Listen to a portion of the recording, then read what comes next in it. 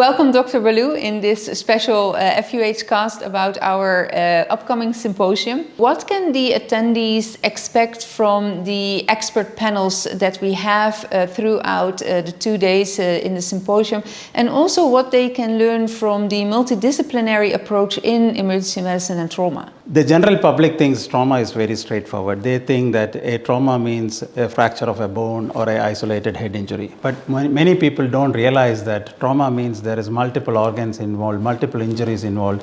And this requires a whole team of specialized doctors to look after these kind of complicated patients, which includes neurosurgeons, cardiac surgeons, vascular surgeons, general surgeons who needs to go into the abdomen, a set of medical doctors, as well as a very good intensive care management of these patients.